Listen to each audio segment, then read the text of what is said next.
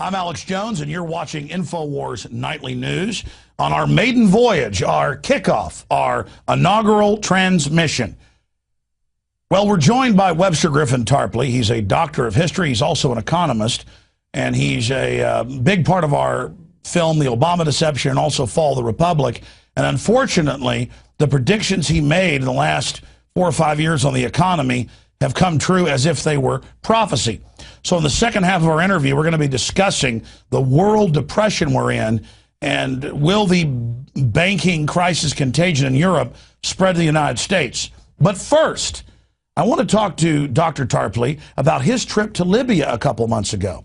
When this whole bombardment began, he traveled there and was in the middle of it. And he predicted that if they did basically become successful in getting the rebels in and taking Tripoli, that a giant civil war would ensue. And he was the first to document, now the Washington Post admits it's true, that the al-Qaeda forces in the east that are NATO and U.S. backed were indeed targeting blacks and killing black Libyans. On top of that, Gaddafi is still at large and has said that he vows to fight on, and CNN was forced to report. Analysis, battle for Libya, not quite over. Gaddafi in game. Rebels extend surrender deadline by 1 week. He's always going to surrender in a week. So with more on this is Webster Griffin Tarpley, who's actually been to Libya under the bombardment. Webster, thank you for joining us. Hello, Alex. Congratulations on your new program. More power to you. Well, we're doing everything we can to try to get the truth out to people. Webster, you've been to Libya. Break down what happened and where we're going now, because I'm seeing the Western leaders calling themselves friends of Libya. They claim they did this to stop a humanitarian disaster, but by all accounts, the humanitarian disaster has been caused by NATO's backing of al-Qaeda. Well, of course, we've got a situation where NATO bombing continues. And if NATO is bombing, it means that there's resistance, because NATO bombs where people are fighting back. And this is particularly the city of Sirte. It's the best part of 100,000 people on the coast of the Mediterranean. It has now been surrounded by al-Qaeda rebel forces. They're not letting anybody out, and NATO is bombing it to hell, basically. And the rebels were boasting that they were going to go into Sirte and mop up this coming weekend, but now they say they need another week. What it means is that these cowardly al-Qaeda people don't want to have a pitched battle. They want another week of NATO bombing. One of the big stories is how many rebels have been killed.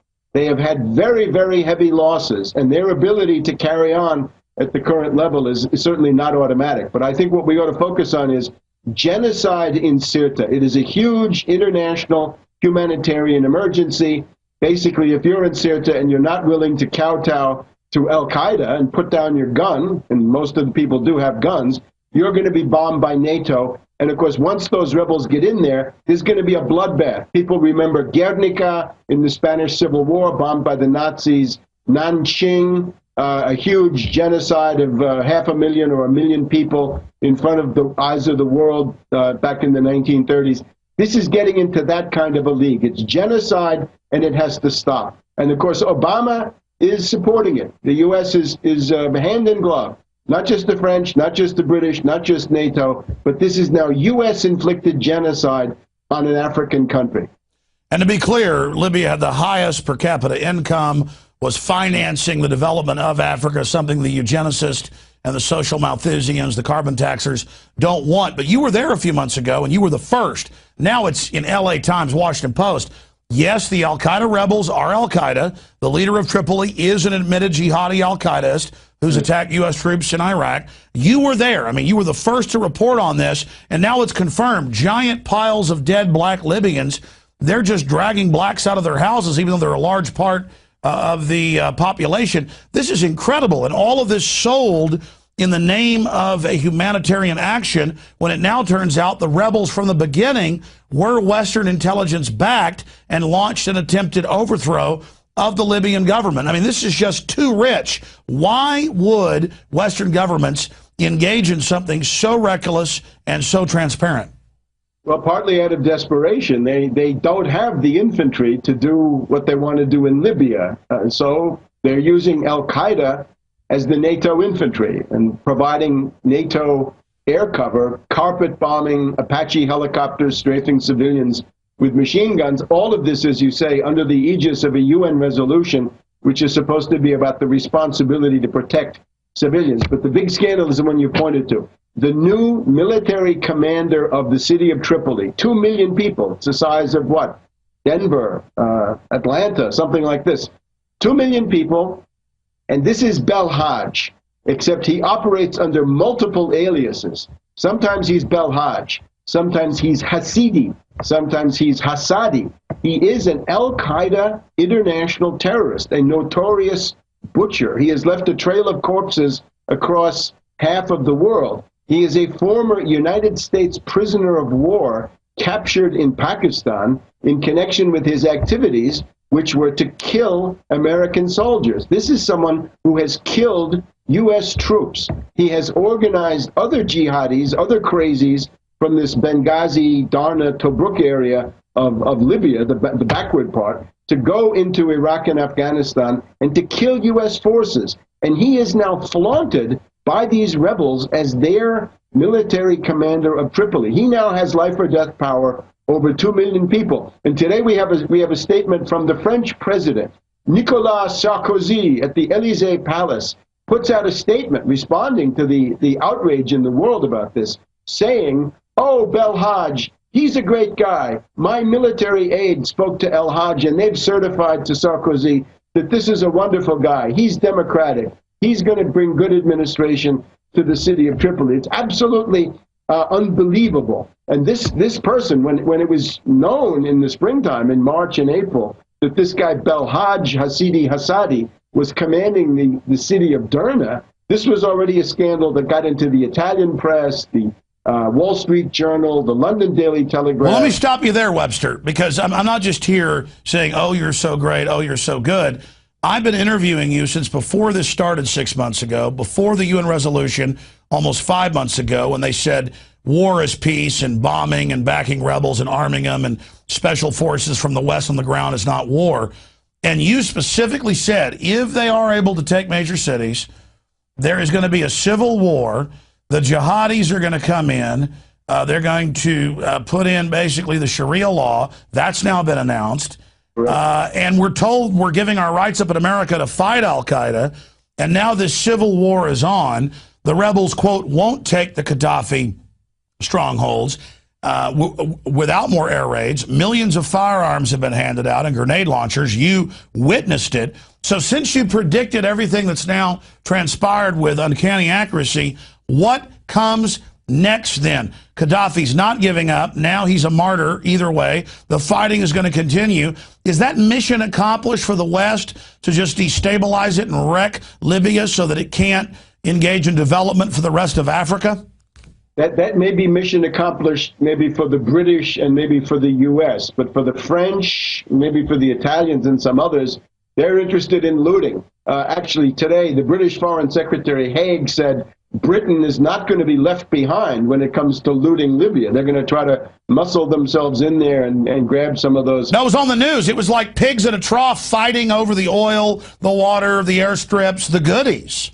Right. It's a gang of thieves. This is a war of looting. It's medieval. It's like the sacking of a city. But it won't work. There's going to be a very long civil war. This is an absolute tragedy. This was the most advanced country in Africa in terms of longevity, healthcare, education. The United Nations Human Development Index put them as at the top. And you predicted the civil war. So what comes next? Well, then civil war. And civil war means you can see Gaddafi forces retreating to the southern parts of the country. There is this huge desert, but in the desert there are also mountains.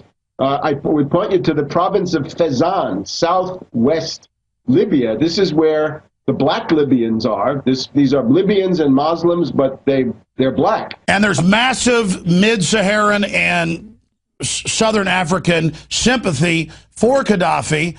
He's going to get rebel support. I mean, this is a disaster. Even Algeria. Algeria is an interesting story because Algeria has had their fill of these al-Qaeda crazies. There was a group called the GIA, the Groupe Islamique Armé, the armed Islamic group. They went on a murder spree in Algeria. They killed hundreds of thousands of people in the mid-90s under U.S. and British sponsorship. So Algeria is not interested in these color revolutions. They don't want to hear about democracy. They want stability. They want civilization. And these are the people that have now taken in Gaddafi's wife, two of his sons, some of his grandchildren. So there's obviously a kind of sympathy there. Algeria has refused to go along with the French-orchestrated anti-Libyan campaign. So get set for a long war and get set for more and more horrendous news coming out of here. But there are these defiant rallying figures, Gaddafi himself, his son Saif, Musa Ibrahim, the information minister, and others. They're reported to have retreated through Bin Walid, which is maybe 50 miles or 100 miles south of Tripoli, but there's another 1,000 miles of desert down there easily. It is, after all, the second largest country in Africa after Sudan in terms of the geography. So a long war. NATO would like to shift their assets into the Eastern Mediterranean and gear up the attack on Syria, but it's not clear they'll be able to do that. Gaddafi has been in a blocking position this whole time. He's prevented the destabilization campaign from going on to new countries. He's essentially protected a lot of places. So he's holding up the CIA-funded Arab Spring. Right, exactly. And now, of course, it's almost autumn. So we're going to have the Arab winter pretty soon, and it's going to be ugly. What we're seeing is the al-Qaeda spring, and you're now anti-American, Webster. You don't support al-Qaeda. I'm sorry, I can't endorse Belhaj. And remember, those guys are the ones who now control the Libyan embassy here in Washington, D.C., on Virginia Avenue. Over there by the Kennedy Center. Don't go to any concert at the Kennedy Center. Don't go across the Key Bridge here. Don't go to the Watergate building, because you're going to find a lot of terrorists in that neighborhood of D.C. Well, more anti-American activity, not supporting al-Qaeda, Webster. That's just you're not supporting al-Qaeda, and I think that stands on its own. You're very anti-globalist. In closing, Webster, and we're running out of time, the economy. I mean, we know that the recession never ended. We're really in a depressionary situation. What's happening in Europe? What's happening with the dollar? All these announcements about we won't default, we'll just print more money. Where is it all headed in a nutshell? Well, obviously, the bailouts don't work, and the attempt to bail out Greece is now falling apart again. The second Greek bailout is now falling apart. Greece obviously needs a debt moratorium. They should simply say they can't pay and they won't pay.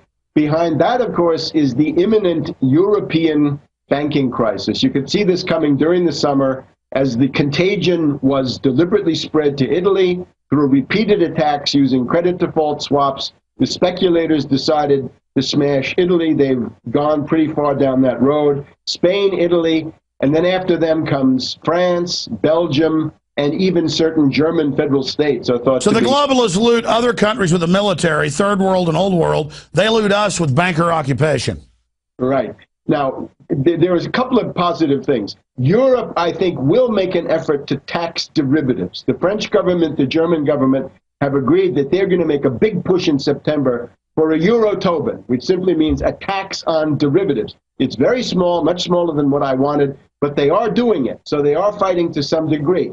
Now, the debate we're having here about a recovery program, obviously, Obama is going to come with some collection of these small bore, silly little things that don't make up any difference. But I have a proposal. Let's make Bernanke announce with a tender offer. Say, Bernanke is going to come forward and say, I will buy $1 trillion worth of bonds from American states, and let those American states, 50 of them, start building highways, railroad systems, water systems, canals, let them update their electricity grid. In other words, public works and infrastructure, they can issue the bonds, 0%, 50-year bonds, and sell those to the Federal Reserve. Federal Reserve can buy anything. They can buy unsecured commercial paper. But they don't want to build infrastructure. They want to implode the economy to continue to consolidate it. But at some point, the black hole of fraud they've created is going to destroy any markets they had a chance at ever being involved in. These are clearly avarice-filled madmen. Webster, we've got to leave it there. Tarpley.net. I'm Alex Jones with Infowars.com. We'll be right back on the other side of this quick break. Please stay with us.